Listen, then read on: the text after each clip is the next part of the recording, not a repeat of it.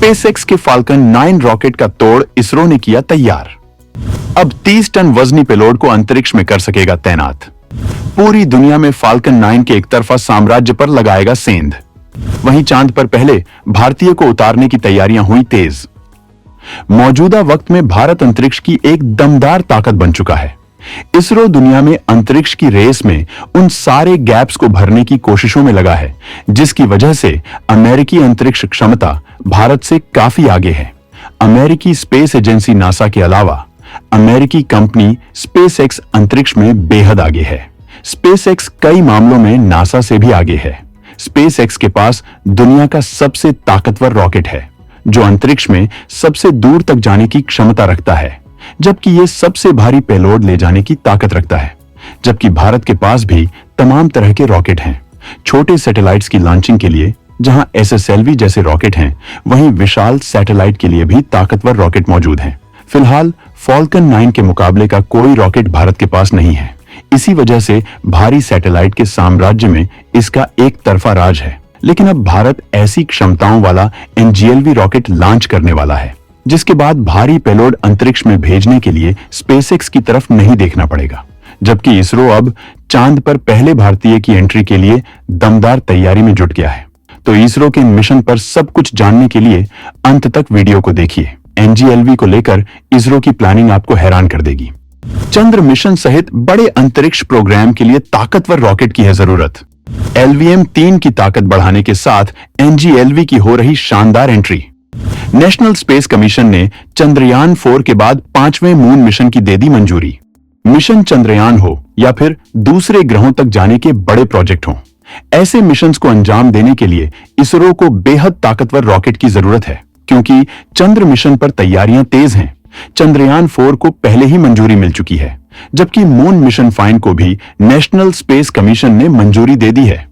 इस मिशन की दमदार योजना के बारे में हम आपको आगे बताएंगे, लेकिन इससे पहले हम आपको यह बताना चाहेंगे कि भारत ने स्पेसएक्स के फाल्कन 9 का क्या तोड़ निकाला है। इसरो के पास मौजूदा वक्त में 2 लॉन्चिंग पैड हैं, लेकिन अब वो तीसरा लॉन्चिंग पैड भी बना रहा है।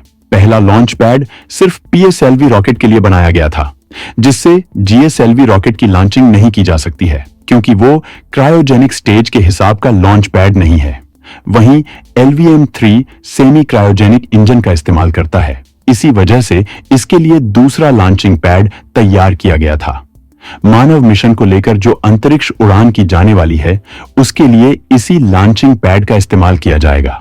फिलहाल गगनयान मिशन सबसे पहला भारत का मानव मिशन होने वाला है, जिसमें इसी लॉन्च पैड के इस्तेमाल होने की संभावना है। लेकिन इसके बाद तीसरे नए लॉन्चिंग पैड का इस्तेमाल किया जाएगा। अब आप सोच रहे होंगे कि आखिर नए लॉन्चिंग पैड की क्या जरूरत है? तो इसका सबसे पहला कारण यह है कि भारत जिन मानव मिशन को लॉन्च करने वाला है, वो भारी पेलोड वाले होंगे और इसके लिए भारी रॉकेट की जरूरत होगी, जिसमें दमदार तकनीकियों और इंजन का इस्तेमाल किया जाएगा। और ऐसे रॉकेट के लिए नए लॉन्चिंग पैड की जरूरत होगी। भारत अंतरिक्ष के बड़े मिशंस के लिए NGLV यानी नेक्स्ट जनरेशन लॉन्च व्हीकल तैयार कर रहा है।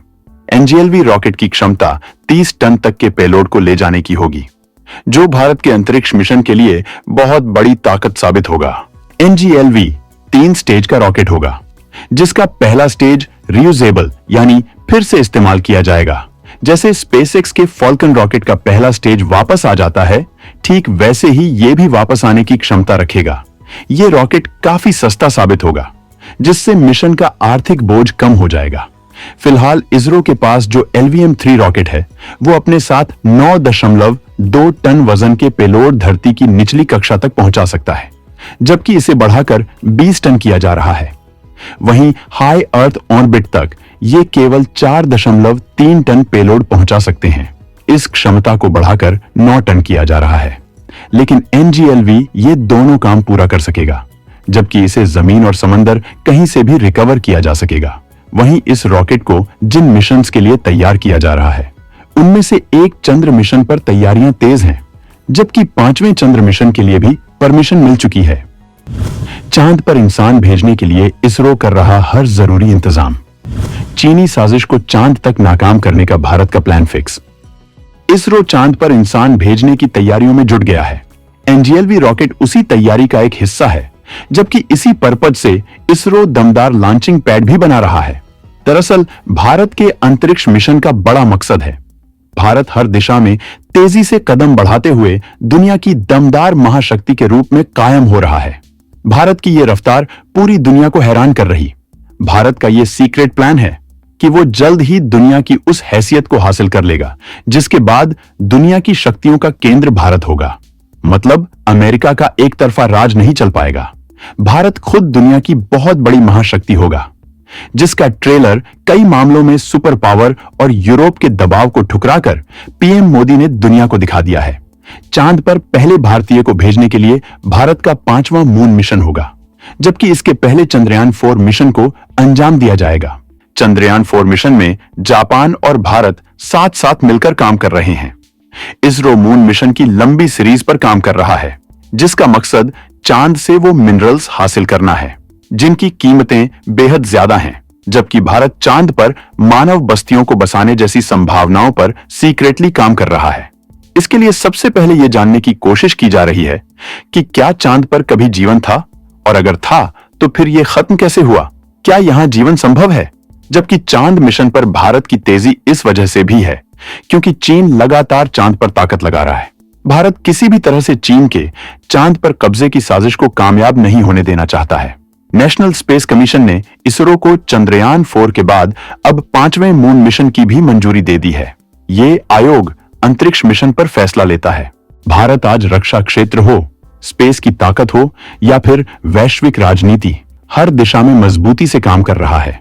दुनिया में भारत की ग्लोबल राजनीति का वो दबदबा है कि आज हर बड़े संगठन में भारत डिसीजन मेकिंग की भूमिका में है। ब्रिटेन, अमेरिका और चीन को अंदर ही अंदर इस बात का अनुभव हो चुका है कि भारत का अर्थव्यवस्था से लेकर तमाम मामलों में जिस तरह से दबदबा बढ़ रहा है, वो इस बात का सिग्नल है कि आने वाले वक्त में भारत दुनिया के सबसे ताकतवर देशों में से एक होगा। तमाम ताकतवर संस्थान उसके मुताबिक काम करेंगे। तो दोस्तों, अंतरिक्ष में भारत की उड़ान को लेकर आपका क्या कहना है? कमेंट में जरूर बताएं।